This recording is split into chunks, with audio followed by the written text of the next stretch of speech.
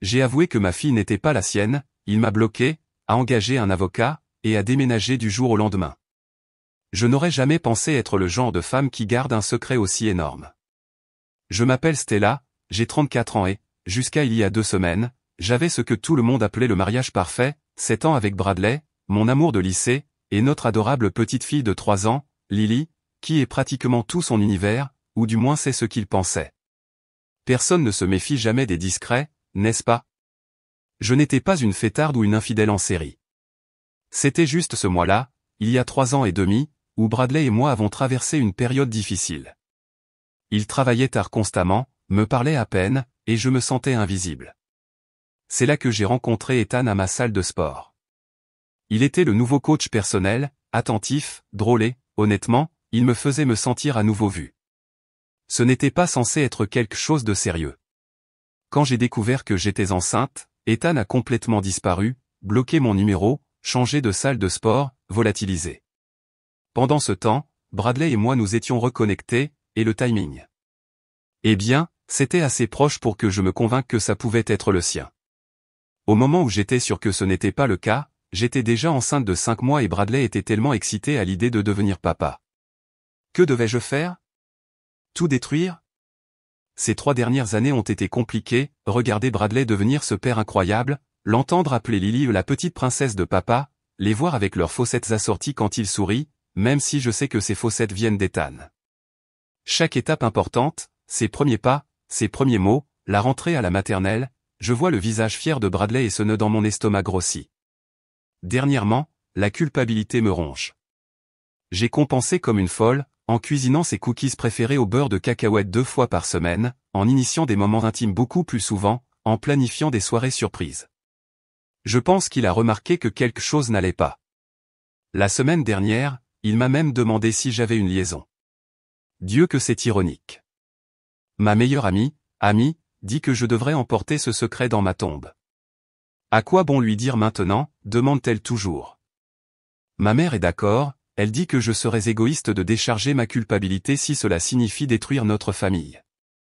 Mais elle ne voit pas le visage de Bradley quand il dit que Lily a ses yeux, ou quand il plaisante sur ses aptitudes athlétiques qui viennent de son côté de la famille.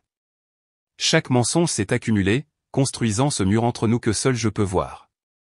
Le mois dernier, à la fête du 3e anniversaire de Lily, la mère de Bradley n'arrêtait pas de dire que Lily ressemblait exactement à Bradley au même âge, et j'ai failli avoir une crise de panique dans la salle de bain. J'ai commencé à faire ces rêves où Bradley découvre la vérité par quelqu'un d'autre, une urgence médicale où les groupes sanguins ne correspondent pas, ou un de ces kits ADN que les gens offrent en cadeau. Le rêve se termine toujours de la même manière, avec lui qui me regarde comme si j'étais un monstre. Hier, Bradley a pris un jour de congé pour que nous puissions passer une journée en famille au zoo. Lily était perchée sur ses épaules, pointant les éléphants, et il avait l'air si parfaitement heureux. C'est alors qu'une voix dans ma tête a juste dit qu'il méritait de connaître la vérité. Je me suis convaincu qu'avouer est la bonne chose à faire, que l'honnêteté va comme par magie tout arranger, qu'il comprendra pourquoi j'ai gardé ce secret. Peut-être qu'il me pardonnera parce qu'il aime déjà tellement Lily. Que sont 3 ans de tromperie si nous avons des décennies devant nous pour reconstruire la confiance? Ce soir, après que Lily se soit couchée, je vais tout lui dire. Je l'ai répété une 12aine de fois dans ma tête, j'ai prévu exactement comment tout expliquer. Il est raisonnable, il est gentil, il nous aime tellement toutes les deux. Ça doit bien compter pour quelque chose, n'est-ce pas? Je l'ai fait. Je l'ai vraiment fait. Après une journée incroyable avec Bradley et Lily, quelque chose en moi a juste craqué.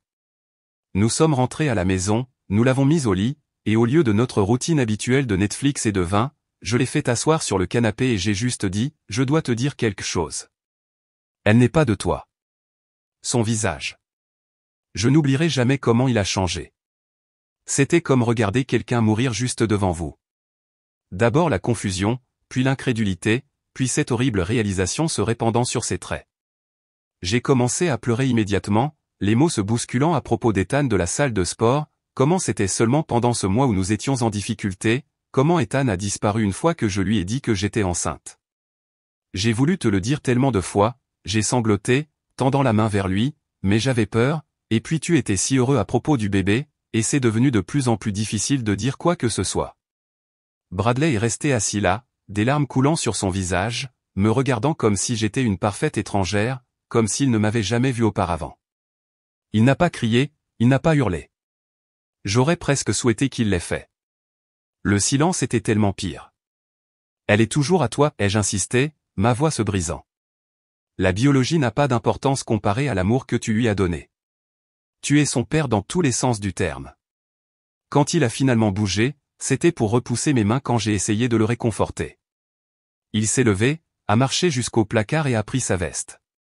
Je l'ai suivi, me cramponnant à son bras, le suppliant de me pardonner, de rester et d'en parler. Bradley, s'il te plaît, tu ne peux pas juste partir. Pense à Lily. Elle se réveillera demain en s'attendant à te voir. Tu es le seul père qu'elle ait jamais connu. Il s'est retourné pour me regarder une dernière fois avant de sortir, ses yeux étaient si vides. 3 ans, a-t-il murmuré, 3 ans de mensonges, chaque jour. Et puis il était parti. Je l'ai appelé et je lui ai envoyé des SMS constamment cette nuit-là. Rien. Le matin, j'ai découvert qu'il avait complètement bloqué mon numéro. Je n'arrêtais pas de penser qu'il avait juste besoin d'espace, qu'il reviendrait une fois le choc passé. Il ne pouvait pas abandonner Lily après 3 ans passés à être son père, n'est-ce pas? J'ai appelé ma mère en panique.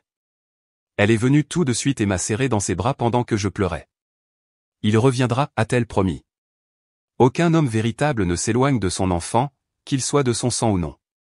Ma sœur, Jen, est arrivée 1 heure plus tard avec du café et des beignets, disant que Bradley avait l'air absolument détruit quand elle l'avait croisé en entrant dans son immeuble de bureau.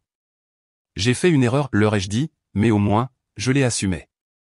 Il réagit de manière excessive en partant comme ça sans même en discuter. Notre famille ne mérite-t-elle pas plus que ça? Le pire était d'expliquer à Lily pourquoi papa n'était pas au petit déjeuner. Elle n'arrêtait pas de le demander toute la journée et je n'avais aucune idée de quoi lui dire. Je me suis rabattu sur papa a dû partir en voyage d'affaires, mais je savais que cette excuse ne durerait pas. Le soir, ma mère et ma sœur l'appelaient en mon nom. Quand elles n'ont pas pu le joindre non plus, elles ont essayé ses parents, qui apparemment étaient au courant de tout. Ils ont dit à ma mère que Bradley prenait le temps de digérer une trahison et lui ont demandé de ne plus appeler. Trahison. Un mot si dur pour ce qui n'était en réalité qu'une erreur, puis une série de choix. Eh bien, protecteur. Je n'essayais de blesser personne. J'essayais de maintenir notre famille unie. Pourquoi personne ne pouvait-il comprendre ça? Les papiers du divorce sont arrivés exactement 5 jours après ma confession. Bradley a déménagé du jour au lendemain et a engagé un avocat immédiatement. L'efficacité de son départ était comme une gifle. Il avait clairement un plan alors que j'étais encore sous le choc, essayant de comprendre ce que je devais faire ensuite. Ma mère et ma sœur ont continué à me soutenir. Maman a même appelé Bradley directement et lui a dit qu'il devait assumer ses responsabilités et continuer à être un père pour Lily, indépendamment de la biologie. La famille, ce n'est pas une question de sang, lui a-t-elle fait la leçon, c'est une question de qui était là pour changer les couches et embrasser les bobos. Il lui a raccroché au nez. Ma sœur a essayé ensuite, en envoyant ce long email émotionnel sur la façon dont Lily serait traumatisée de perdre le seul père qu'elle ait jamais connu. Pas de réponse. Elle l'a transféré aussi à ses parents, qui ont répondu par un message laconique disant que Bradley gérerait ses responsabilités de manière appropriée, mais qu'il avait besoin d'espace loin des influences toxiques. Toxiques. Moi. J'étais juste honnête, finalement, après avoir porté ce fardeau pendant des années. Mon ami Amy et son mari Ryan ont été les seuls à ne pas immédiatement prendre ma défense. Quand j'ai appelé Amy en sanglotant à propos des papiers du divorce, il y a eu cette pause maladroite avant qu'elle ne dise « Eh bien, à quoi t'attendais-tu, Stella ?» 3 ans, c'est long pour tromper quelqu'un. Je lui ai raccroché au nez. Quel ami. Pendant ce temps, Lily n'arrêtait pas de demander où était papa. Chaque matin, elle se précipitait dans notre chambre à coucher en le cherchant, et à chaque fois, mon cœur se brisait à nouveau. L'excuse du voyage d'affaires s'usait. Elle commençait à faire des crises de colère, sentant que quelque chose n'allait pas. J'ai tout essayé pour joindre Bradley, des amis communs, en me présentant sur son lieu de travail où la sécurité m'a poliment mais fermement demandé de partir, même en passant devant la maison de ses parents jusqu'à ce que je repère sa voiture. Rien n'a fonctionné. C'était comme s'il avait construit un mur complet entre nous du jour au lendemain. Quand je l'ai finalement eu au téléphone en empruntant le téléphone portable de ma voisine pour qu'il ne reconnaisse pas le numéro, la conversation a été brève et dévastatrice. Pourquoi, ai-je exigé une fois que j'ai entendu sa voix. Pourquoi l'abandonnerais-tu comme ça? Elle est innocente dans tout ça. Je ne discuterai pas de ça sans mon avocat, a-t-il dit sèchement. Avais-tu même besoin de faire un test ADN, ou m'as-tu juste cru tout de suite, ai-je demandé, soudainement curieuse de savoir pourquoi il n'avait pas exigé de preuves. Le silence à l'autre bout du fil a fait chuter mon estomac. Je le savais déjà, a-t-il finalement dit, sa voix creuse. J'ai fait le test il y a des mois, quand elle a eu besoin de ce test de groupe sanguin pour son opération. Le médecin a mentionné quelque chose. J'avais des soupçons avant ça, mais ça a confirmé. J'ai eu l'impression de recevoir un coup de poing. Tu savais, et tu n'as rien dit. J'essayais de trouver comment te confronter, a-t-il dit. Je l'aimais quand même. J'étais en train de prendre des dispositions pour continuer à faire partie de sa vie, quoi qu'il arrive. Mais ensuite, tu as avoué, et j'ai réalisé. 3 ans, Stella. 3 ans à me regarder dans les yeux tous les jours et à mentir. C'est pire que ce que j'ai fait. J'ai craqué, ai-je dit. Te faufiler dans mon dos avec des tests ADN. Au revoir, Stella. Le fait qu'il savait et qu'il a quand même joué le rôle de père dévoué tout en planifiant sa stratégie de sortie m'a semblé être l'ultime trahison. D'une manière ou d'une autre, j'avais réussi à me convaincre que son silence était pire que mes années de tromperie. Ma mère a même menacé de le déshériter s'il abandonnait sa fille. Elle a laissé ce message vocal incendiaire, la biologie ne fait pas une famille. Ces années d'amour ne peuvent pas simplement être effacées parce que tu es blessé. Fais preuve de courage, Bradley. Il a déposé une ordonnance restrictive le lendemain, invoquant le harcèlement de ma famille. Les papiers ont été livrés par un shérif adjoint au visage de Pierre pendant que Lily faisait la sieste. Je n'arrête pas de me dire que sa réaction est égoïste, que s'éloigner d'un enfant qui le connaît comme son père fait de lui le méchant, pas moi. Mais tard dans la nuit, quand la maison est calme et que je suis seul avec mes pensées, je n'en suis plus si sûr. J'ai finalement coincé Bradley dans notre ancien café préféré après des semaines à essayer de le joindre. Je n'étais pas fier de la façon dont j'avais fait ça, j'avais pratiquement culpabilisé son collègue de travail pour qu'il me dise où il serait ce matin-là. Je suis venu préparer avec tout mon arsenal émotionnel, des albums photos, des vidéos de Lily qui le demande, même son doudou préféré qu'il lui a donné et sans lequel elle ne dort pas. Je suis arrivé tôt et j'ai choisi la table d'angle, notre table, où l'on ne pouvait pas nous entendre facilement. Quand il est entré et m'a vu, il s'est figé pendant une seconde. J'ai pensé qu'il allait faire demi-tour et partir, mais au lieu de ça, il a redressé les épaules et s'est approché et 10 minutes, a-t-il dit, sans s'asseoir. C'est tout. Il avait l'air différent, plus mince peut-être, mais aussi plus calme que je ne l'avais imaginé. Je l'avais imaginé en épave sans nous, mais il semblait serein, bien dans sa peau. Ça m'a mis en colère, honnêtement. Lily pleure pour toi tous les soirs, ai-je commencé, poussant l'album photo vers lui. Elle ne comprend pas pourquoi son papa a disparu. J'ai contacté un thérapeute familial pour aider à la transition, a-t-il répondu, toujours debout.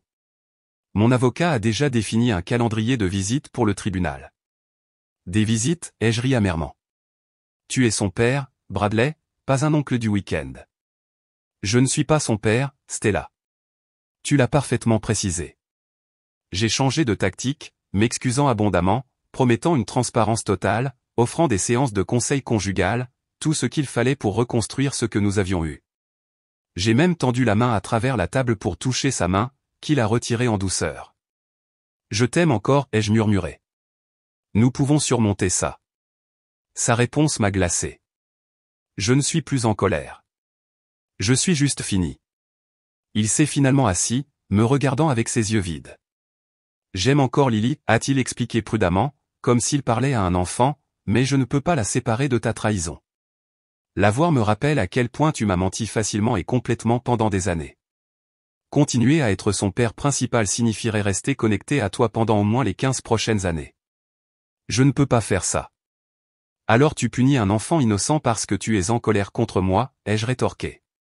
Je propose un soutien financier et des visites régulières, a-t-il répondu uniformément. J'ai parlé avec un pédopsychologue de la manière la plus saine d'assurer la transition. Je ne l'abandonne pas, je la rétrograde juste, ai-je dit. De fille à quoi? Projet à temps partiel? Quelque chose a brillé dans ses yeux, la première émotion véritable que j'avais vue. Tu n'as pas le droit de te poser en moralisatrice ici, Stella, pas après ce que tu as fait. J'ai changé de tactique à nouveau, menaçant de tout raconter à tout le monde sur la façon dont il avait abandonné un enfant innocent qu'il aimait. Sa réponse m'a choqué. Ils savent déjà tout, a-t-il dit tranquillement. J'ai expliqué la situation à tout notre groupe d'amis, à ma famille, et j'ai même dit à mon patron pourquoi j'avais besoin de temps personnel. Ils sont au courant de la paternité, et ils sont au courant de la façon dont tu as manipulé la situation pendant des années. Cela expliquait pourquoi plusieurs amis avaient cessé de répondre à mes appels. Même ma colocataire d'université, Jackie, qui selon moi serait toujours de mon côté, avait été mystérieusement occupée chaque fois que j'essayais de faire des plans. Bradley a ensuite énuméré calmement toutes les fois où j'aurais pu dire la vérité mais que j'avais choisi de ne pas le faire, avant notre mariage, avant de décider de garder la grossesse, lors du remplissage du certificat de naissance de Lily, pendant son opération quand ses antécédents génétiques étaient essentiels. Chaque exemple ressemblait à un nouveau clou dans un cercueil. Ce qui a fait le plus mal, c'est sa manière détachée, pas de colère, pas de passion, juste un homme qui avait complètement digéré son chagrin et pris des décisions pendant que j'étais encore animé par des émotions pures. « M'as-tu vraiment aimé un jour ?» ai-je demandé, des larmes coulant sur mon visage. C'était manipulateur, bien sûr, mais j'avais besoin de savoir. « Oui » a-t-il dit simplement. C'est ce qui a rendu ça si dévastateur. Alors qu'il se levait pour partir, j'ai joué ma dernière carte. « Lily a ton nom de famille. Elle t'appelle papa. La biologie n'est pas tout. » Il s'est arrêté, et pendant un bref instant, j'ai pensé que j'avais réussi à le toucher. Puis il a dit, « Tu as raison, la biologie n'est pas tout, mais l'honnêteté l'est. Au revoir, Stella. » Je l'ai regardé s'éloigner, les albums photos intacts et le doudou de Lily posés sur la table entre nous comme des artefacts d'une vie qui n'existait plus. 6 mois après la séparation, ma vie sociale soigneusement construite s'est complètement effondrée. J'avais l'habitude d'être la reine de notre cercle social, organisant des dîners, organisant le club de lecture du quartier, planifiant la fête de quartier annuelle. Maintenant, silence radio. Cela a commencé subtilement. Les amis répondaient aux messages avec juste désolé, occupé. Ou peut-être la semaine prochaine. Puis les invitations que j'avais l'habitude de recevoir ont cessé d'arriver.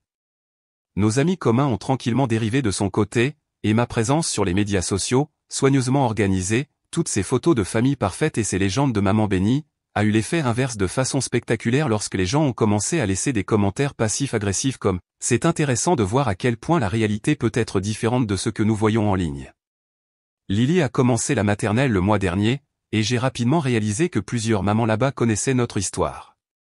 Je sentais leurs yeux sur moi pendant le dépôt des enfants, la façon dont les conversations s'arrêtaient quand je m'approchais. Une maman a même eu le culot de demander si Bradley était toujours dans le tableau, avec cette fausse inclinaison de tête sympathique qui me donnait envie de crier. Même ma sœur, Jen, qui m'avait initialement défendu avec acharnement, s'est éloignée. La semaine dernière, elle a finalement admis qu'elle était mal à l'aise avec la façon dont j'avais tout géré. « Je t'aime Stella » a-t-elle dit, tripotant sa salade pendant notre déjeuner de plus en plus rare, mais as-tu envisagé une thérapie pour comprendre pourquoi tu as fait ces choix, et que tu as continué à les faire pendant si longtemps? Tu prends son parti maintenant, ai-je rétorqué assez fort pour que les gens aux tables voisines se retournent pour regarder. Il ne s'agit pas de prendre parti, a-t-elle soupiré. Je m'inquiète pour toi et Lily. Même ma mère, mon plus fidèle soutien, m'a demandé la semaine dernière pourquoi je n'avais pas simplement avoué avant que Lily ne soit née. Je ne te juge pas, a-t-elle insisté, bien que son ton disait le contraire. Je ne comprends tout simplement pas ta façon de penser. Ma carrière en souffre aussi. J'étais en voie d'accéder à un poste de direction dans l'agence de marketing où je travaille, mais j'ai été écarté pour une promotion après que mon état émotionnel ait affecté mes performances. Pendant ce temps, Bradley semble prospérer dans son entreprise, du moins selon l'Instagram de sa sœur, que je consulte toujours compulsivement, même si cela me fait me sentir plus mal à chaque fois. La salle de sport où tout a commencé est devenue insupportable quand j'ai réalisé que certains employés connaissaient toute l'histoire. Apparemment, Ethan est revenu il y a environ 1 an et s'est en quelque sorte connecté avec Bradley. Je ne sais pas exactement ce qui a été dit, mais les regards apitoyés du personnel de la réception ont suffi à me faire annuler mon abonnement. J'ai été forcé de déménager de notre belle maison de 4 chambres dans un appartement de 2 chambres qui sent toujours vaguement les chats des anciens locataires. Je ne peux pas me permettre l'hypothèque toute seule, et l'avocat de Bradley s'est assuré que la maison soit vendue rapidement, les recettes étant divisées conformément à notre contrat de mariage. Il a acheté un nouvel endroit dans un meilleur district scolaire, tandis que j'ai du mal à payer le loyer et à suivre les paiements de la maternelle de Lily. La partie la plus douloureuse est de regarder Lily s'adapter aux visites du week-end chez Bradley. Elle rentre à la maison les dimanches soirs en parlant de la nouvelle maison de papa, de la façon dont ils ont fait des crêpes et sont allés au parc avec son chien, un chiot Golden Retriever qu'il a apparemment eu après avoir déménagé. Parfois, elle mentionne Miss Olivia, qui fait les meilleurs cookies aux pépites de chocolat et fait de jolies tresses. Je n'avais pas besoin de ma sœur pour confirmer qu'Olivia est la nouvelle petite amie de Bradley, une sorte d'infirmière pédiatrique qui fait du bénévolat dans des refuges pour animaux pendant son temps libre. Parfait. Je réalise que je ne perds pas seulement mon mariage, mais peut-être aussi l'admiration de ma fille. Elle n'a que 3 ans, mais les enfants sont perspicaces. Elle a déjà détecté la tension quand Bradley et moi faisons le transfert pour les visites. Bientôt, elle sera assez grande pour poser des questions sur les raisons pour lesquelles nous ne sommes pas ensemble. Que vais-je lui dire alors? Hier soir, je me suis retrouvé seul après que Lily se soit couchée, à faire défiler de vieilles photos sur mon téléphone et à sangloter dans un verre de vin.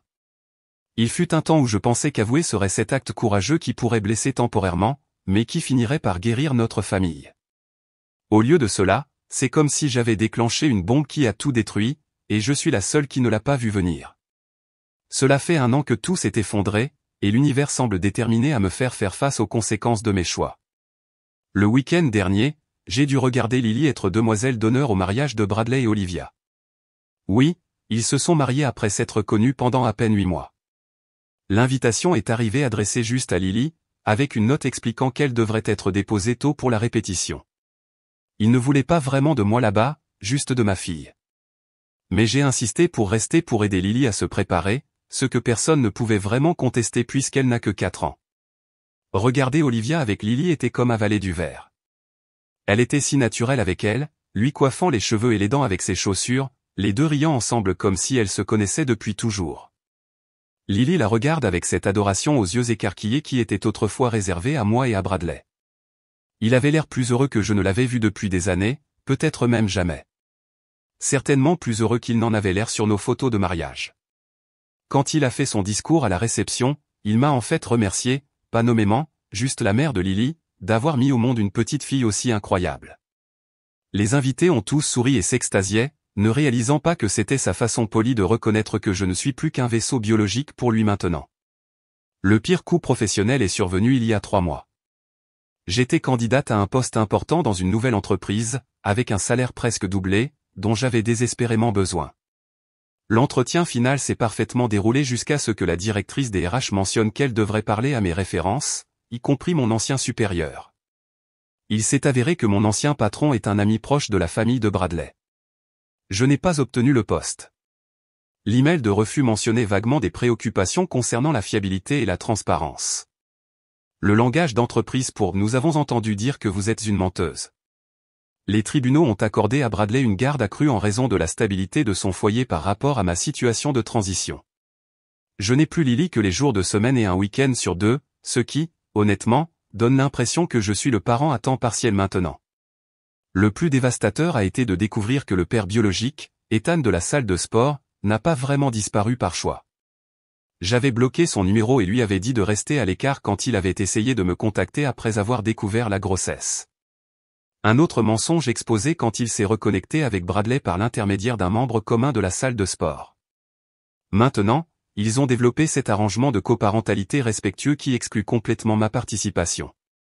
Lily a un papa bio et un papa qui l'emmène à la pêche et à des matchs de baseball, tandis que je suis de plus en plus considéré comme la mère instable à qui on ne peut pas faire confiance. Lors du rassemblement de Noël de ma famille le mois dernier, mes proches qui m'ont autrefois réconforté ont maintenant maintenu des conversations superficielles. J'ai entendu ma tante dire à ma cousine que mes mauvaises décisions étaient enfin en train de me rattraper.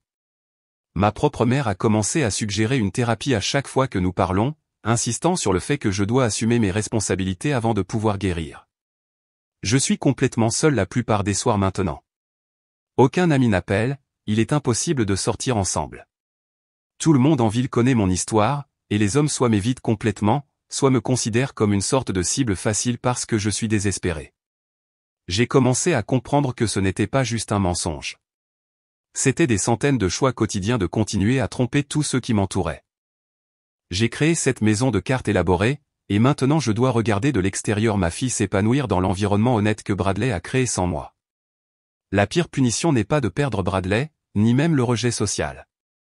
C'est de savoir que Lily finira par apprendre toute la vérité sur moi, non pas de mon explication prudente quand elle sera assez grande pour comprendre, mais des personnes aimantes et constantes qui forment maintenant sa famille principale. Maman, pourquoi papa a-t-il un nom de famille différent du mien, a-t-elle demandé la semaine dernière. Une question simple avec une réponse impossible.